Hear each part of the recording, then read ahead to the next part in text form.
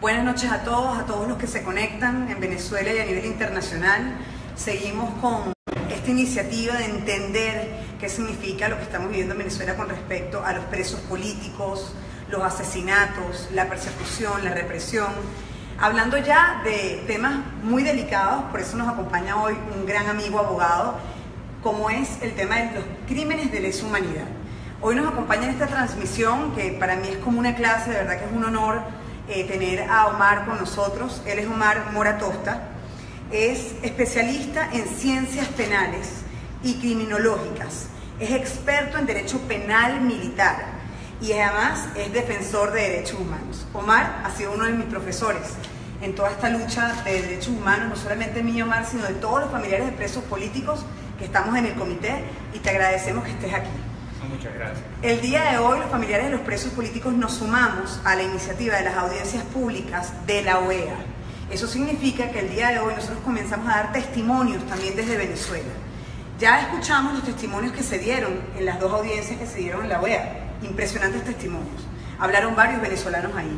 Pero nosotros desde aquí también podemos dar testimonio. Hoy escuchamos 3 testimonios desgarradores y todas las semanas vamos a escuchar estos testimonios. Pero queremos hacer esta transmisión para explicarle a toda Venezuela y al mundo qué calificamos como tortura y qué se califica como crímenes de lesa humanidad. Y qué mejor persona para explicar eso que Omar. Omar, explícanos de qué se trata el tema de la tortura, por qué nosotros como familiares de presos políticos decimos firmemente: sí, a mi esposo lo torturaron, o sí, a mi hijo lo torturan, o sí, el general Baduel está en la tumba y lo torturan. ¿Qué es tortura? Y que toda esta explicación se basa en la ley, en las leyes, que tienes ahí unas herramientas de trabajo importantes. Es impresionante cuando uno lucha con la verdad en las manos, cuando uno lucha por amor, cuando uno lucha por el país, las cosas salen bien, yo estoy seguro. Yo creo que a ti te ha acompañado eso, ¿no? La ley, la fuerza, el ánimo, que a pesar de lo duro y lo difícil, tenemos que salir de esto. Así es, y Papá Dios que siempre está con nosotros, ¿no? Muy importante. Sí, la lucha por la defensa de los derechos humanos es muy importante, tanto aquí en Venezuela en este momento como a nivel internacional. Es una lucha global por el bienestar del ser humano, y Venezuela no escapa de eso. Nosotros estamos ahorita viviendo el rigor de una persecución inclemente contra la población civil indefensa, que lo que trata es simplemente de manifestar públicamente su descontento con lo que está ocurriendo en el país, lo cual es un derecho humano y universal, por cierto. La protesta, ¿no? La protesta pacífica. Y el decir lo que piensas, ¿no? Claro, el manifestar las ideas libremente sin temor a ser perseguido por esto, a ser encarcelado por esto. Y cuando ese temor se transforma en realidad, entonces hay una violación clara a los derechos humanos de los venezolanos, porque entonces el hecho de que se criminalice en Venezuela la protesta, que se criminalice el pensar distinto, ya es una muestra de que se están violando derechos humanos.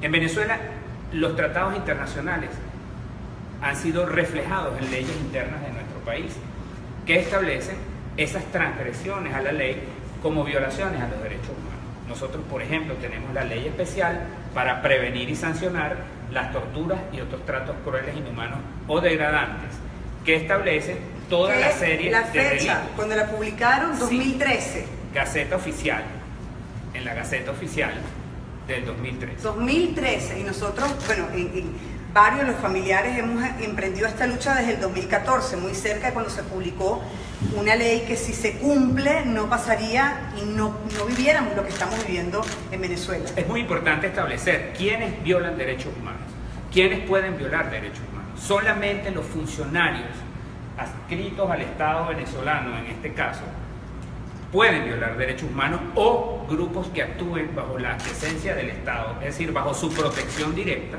pueden violar derechos humanos porque actúan por cuenta de quienes les ordenan o les permiten hacer ese tipo de tropelías en contra de los seres humanos en este país. Entonces podemos establecer como delitos, vamos a explicarle a la gente qué significan estos delitos planteados en esta ley. Por ejemplo, ¿qué son las violaciones a los derechos humanos?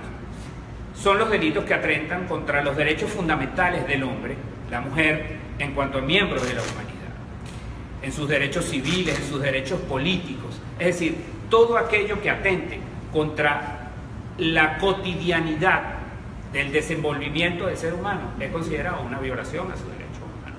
¿Qué es la tortura?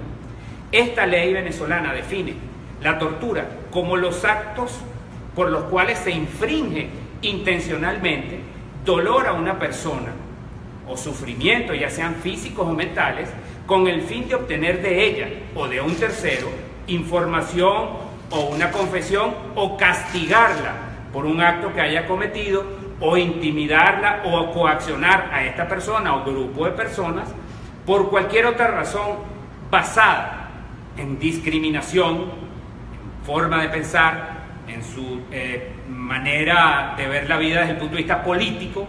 Todo ese tipo de conjunto de situaciones hacen que la tortura sea que esos sufrimientos que se le infringen directamente a una persona con ese motivo sean considerados como esto, como una tortura. ¿Por qué? Porque estás haciéndole sufrir a un ser humano por estas razones. ¿Sabes qué? Ahí me detengo, porque cuando hablamos de tortura, a nosotros nos han enseñado, nosotros que somos activistas de derechos humanos, familiares de presos políticos que nos hemos convertido en activistas de derechos humanos y decimos formalmente eso es tortura, es porque los abogados especialistas o porque los entes internacionales, cuando nosotros contamos cómo tratan a los presos, correcto, nos dicen eso es tortura. Porque el venezolano es muy fuerte, el venezolano aguanta mucho. Nosotros, Venezuela es un pueblo muy noble. No se consigue la comida, vamos a otro automercado. No conseguimos la medicina, pedimos prestada una medicina, un antibiótico. O sea, nosotros resolvemos. Claro. Y no nos damos cuenta en el camino que estamos sufriendo, o no nos damos cuenta en el camino que cuando vas a visitar a tu ser querido y te graban toda la visita, o cuando vas a visitar a tu ser querido y te desnudan o te piden que te agaches y te abran las piernas, tú crees que eso es una ley o que eso es una regla. No, no, eso es maltrato, eso es tortura. Y eso es lo que hemos aprendido a lo largo de este momento tan difícil que viven muchas familias. En Venezuela hay 566 presos políticos y las historias son desgarradoras, los testimonios son muy duros. Entonces es muy importante cuando uno oye a los abogados, porque nos damos cuenta que está mal, claro, y que eso hay que denunciarlo y corregirlo. Lilia, nosotros lo hemos denunciado en un sinfín de oportunidades, a ustedes les consta, porque hemos defendido a muchos de los presos políticos en Venezuela, quienes han sufrido muchísimos de estos maltratos, de estas violaciones de sus derechos humanos, ya sea tortura, tratos crueles, inhumanos, y han sido sujetos a una persecución permanente por el simple hecho de pensar distinto. Y hemos visto cómo se les ha aplicado esta suerte de violación a sus garantías inherentes a la persona humana, no solamente en los procesos, con retardos, con todo tipo de tropelías que les cometen para evitar que ejerzan el derecho a la defensa correctamente. Todo esto en su conglomerado son violaciones a los derechos humanos. Por ejemplo, vamos a ver algo más. ¿Qué es un trato cruel? Que lo hemos visto muchísimas veces, lo vimos con nuestros estudiantes, lo hemos visto con los tratos que se le ha dispensado a la sociedad civil en las protestas. Escuchemos lo siguiente. Son actos bajo los cuales se agrede, maltrata intencionalmente a una persona, sometida o no a privación de libertad, con la finalidad de castigar o quebrantar su resistencia física, moral, o generando un sufrimiento o daño físico. ¿Qué quieren hacer? Cuando nosotros escuchamos los testimonios de estas personas que dicen que para quebrar su convicción, su modo de ver la vida, o simple y llanamente su forma de manifestar su descontento con lo que ocurre en el país, son de esta manera maltratados para que en un momento determinado o desistan de hacerlo o se retracten de decirlo. Entonces vemos este tipo de trato cruel e inhumano infringido a las personas en Venezuela. Ahí entra el acoso, las amenazas, lo que ellos llaman los patriotas cooperantes, que te amenazan si te nombran. O sea, ahí hay toda como unas escalas yo lo hemos vivido porque nosotros cuando denunciamos violaciones de derechos humanos no solamente denunciamos los casos de los presos políticos, sino gente que está libre pero que está siendo perseguida y acusada por entes del Estado que han implementado esa forma de hacer política, ¿no? No es política democrática, es política de persecución, es un modelo que repiten para tratar de eliminar la disidencia. Claro, fíjate bien, nosotros hemos visto cómo a lo largo de estos años se ha utilizado el terror, de cierta forma, para amilanar a la población civil que pretende ejercer el derecho pacífico a la protesta, ¿verdad?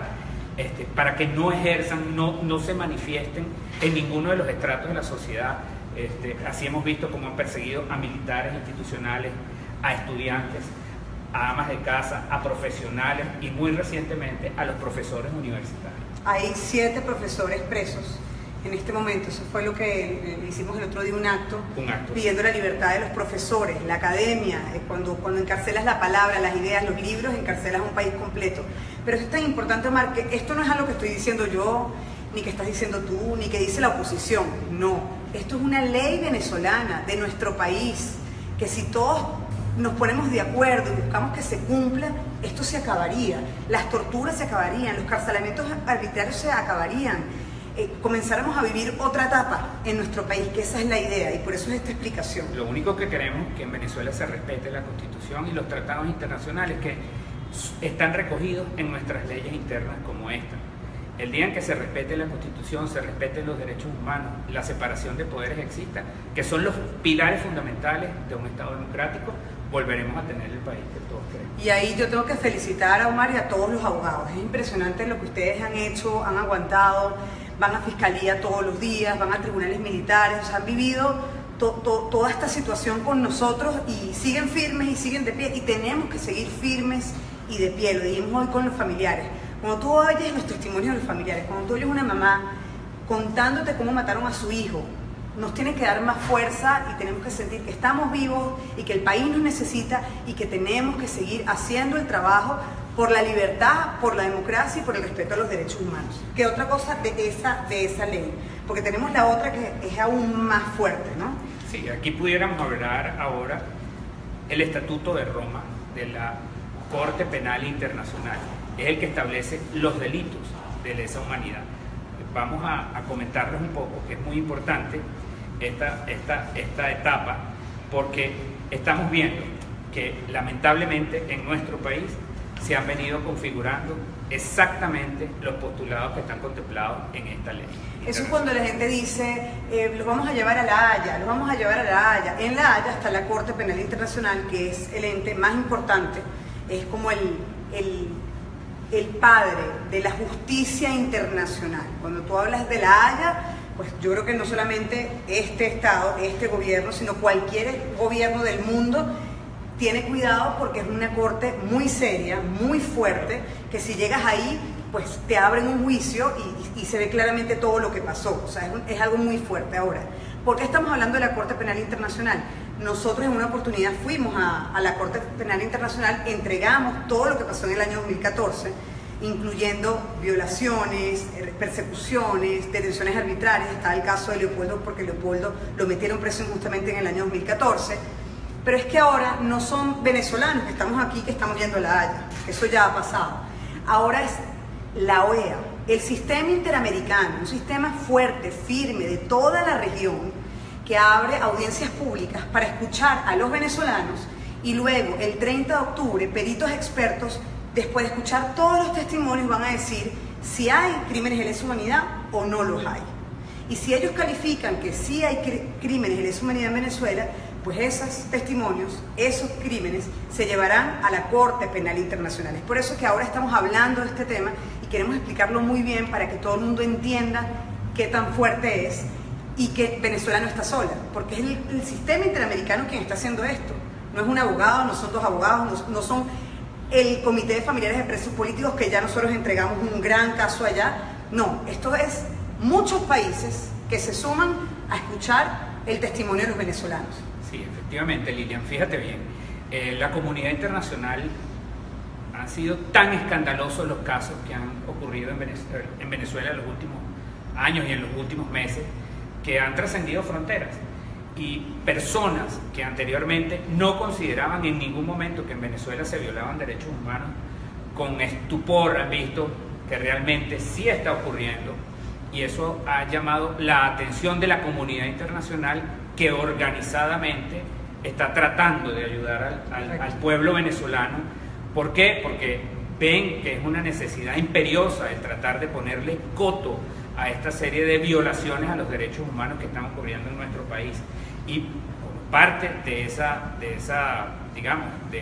cruzada que está asumiendo la comunidad internacional, pues se procura establecer responsabilidades a nivel internacional, eventualmente de las personas que pudieran estar inmersas en la comisión de estos hechos punibles, que son característicos del derecho penal internacional y que se configuran dentro del Estatuto de Roma de la Corte Penal Internacional.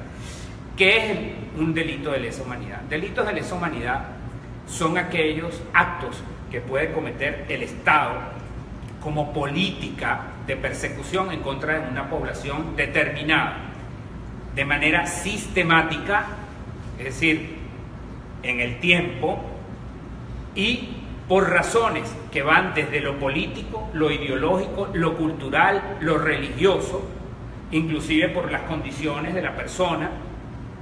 Cuando esto ocurre y está plenamente establecido, sobre todo la sistematicidad, que sea sistemático, que forme parte de una política de Estado, porque no es un hecho aislado. Se ve en muchos hechos, se reiteran un modus operandi, ¿verdad?, para la violación de derechos humanos. Entonces ya deja de ser un caso aislado, ya deja de ser una situación fortuita para transformarse en algo que se percibe como que pudiera ser una política de Estado adrede, dolosa, en contra de la población civil de un país. Y no solamente son asesinatos, crímenes de lesa humanidad no solamente significa que un policía o un militar le dispara a un muchacho y lo mata, no. Crímenes de lesa humanidad, ahí entran las torturas, los tratos crueles e inhumanos, ahí entran detenciones arbitrarias, ahí entran no tener un debido proceso ni derecho a la defensa. Desapariciones forzadas. Desapariciones forzadas. Ahí entra el patrón que nosotros hemos vivido, ahí entran la cifra de 566 presos políticos, porque al decir que son presos políticos es porque la detención fue arbitraria. Sí. Y es son porque presos es inocente, de conciencia. son presos de conciencia. Entonces es importante que sepan que crímenes de lesa humanidad hay una regla, o sea, hay varios puntos. Nosotros hemos resaltado los que nosotros hemos visto aquí en Venezuela de cerca, y que no somos nosotros los que tenemos que definir si son o no. Como les digo, el sistema interamericano, el 30 de octubre, en la OEA, peritos expertos van a determinar si son o no, si lo que hemos vivido son crímenes de lesa humanidad o no, y los llevarán a la Corte Penal Internacional. Sí, cuando tú observas que a las personas se les priva arbitrariamente la libertad, se les cercenan las posibilidades mínimas a tener lo que se llama un juicio justo, con las garantías judiciales que establece no solamente el ordenamiento jurídico venezolano, sino las reglas internacionales de la materia, te das cuenta de que no son casos aislados, Lilian. Estamos hablando de que es una suerte de política que se aplica no solamente a la justicia ordinaria, sino que recientemente y muy peligrosamente ahora se persigue a la población civil utilizando la justicia penal militar, lo cual es muy peligroso, porque primero es una justicia que no le compete, porque viola flagrantemente el derecho de esas personas a ser juzgados por sus jueces naturales, los jueces ordinarios, porque son civiles, no son militares. Y los delitos contemplados en el Código Orgánico de Justicia Militar única y exclusivamente son para actos de militares en servicio activo, es decir, y para tiempo de guerra prácticamente, no para ser aplicados a los civiles. Y la mayor contradicción que podemos ver, por ejemplo, en los dolorosos hechos que tuvieron en Venezuela en vilo todos estos meses, es que, por ejemplo, a los estudiantes, por ejercer el derecho a la protesta pacífica, un derecho humano y constitucional, son llevados a ser procesados en un tribunal militar. Pero el funcionario militar que le dio muerte a un joven de estos, entonces es juzgado por los tribunales ordinarios. ¿Cómo se entiende? Entonces estamos viendo que evidentemente se está violando no solamente la ley venezolana, sino los tratados internacionales que rigen la materia. Correcto. Y cuando lo vemos, que no es aisladamente, que no es un solo caso, sino que vemos un cierto patrón de conducta por parte de las autoridades del Estado en cercenar los derechos de estas personas a un debido proceso, a tener acceso a una defensa adecuada o a respetar las más mínimas, digamos, condiciones, inclusive de la detención en sí. Correcto. Entonces estamos viendo que eso viene salpicado también de una serie de tratos crueles e inhumanos, de torturas, que entonces cuando tú lo analizas en el tiempo y ves se repite. Y al repetirse, entonces se configura, pudiera configurarse, en lo que está contemplado en el Estatuto de Roma como un delito de lesa humanidad. Es así. Nosotros como familiares de presos políticos y víctimas hemos comenzado a ser parte de esos testimonios de audiencias públicas de la OEA. Pero también queremos presentarles el día de hoy lo que Tamara Sujú, una abogada venezolana, que la conocemos muy bien, que vive fuera de Venezuela, perseguida también, porque hoy en Venezuela, como lo dice el Alto Comisionado de Derechos Humanos, a los defensores de derechos humanos también los persiguen, y hemos llegado hasta ese punto. Vamos a presentar lo que presentó Tamara Sujú en la OEA con respecto a crímenes de lesa humanidad. Son datos sobre tortura en Venezuela. Esto lo presentó Tamara Sujú en la OEA el 14 de septiembre de este año. 170 asesinados desde el 2014, 170 asesinatos. Casos de tortura, 289. Casos estimados, más de 500. Pero Tamara presentó específicamente a detalle 289. Perfiles de los casos presentados: 233 hombres, 66 mujeres, 5% menores de edad y el 79% básicamente jóvenes, de 18 a 30 años. Torturas con gases tóxicos y bolsas plásticas en la cabeza, más de 100. Les cortaron el pelo con navajas y cuchillos a 66 personas y hubo un caso de desprendimiento del cuero cabelludo. Más de 100 personas obligadas a ingerir alimentos descompuestos y con excremento. 77 personas desnudadas, 72 personas víctimas de actos lascivos, 44 casos de descargas eléctricas en partes íntimas, 5 violaciones con elementos empleados como tubos, rolos y armas de reglamento. Esto me recuerda a José Manuel Carrasco, testimonio que nos llegó al alma a todos los venezolanos en el año 2014. José Manuel, donde está, sigue denunciando lo que vivió, lo que sintió, para que no ocurra más. Tú oyes a José Manuel Carrasco, un joven que le pasó eso, y lo dice y lo repite porque quiere prevenir que alguien lo pueda vivir otra vez. Un caso de tortura sexual y descarga eléctrica. ¿Por qué las torturas en Venezuela? Tamara Sujú en su investigación saca una conclusión muy clara, que pasó por posición ideológica, o sigue pasando por posición ideológica, lograr una acusación forzada o obtención de información. Hoy, en Venezuela, aparte de este reporte que tiene Tamara trabajando mucho tiempo, yo automáticamente pienso, Mario, en la tumba. En la tumba. En la tumba. Nosotros hemos pedido 1000 veces que se cierre la tumba, que sellen la tumba.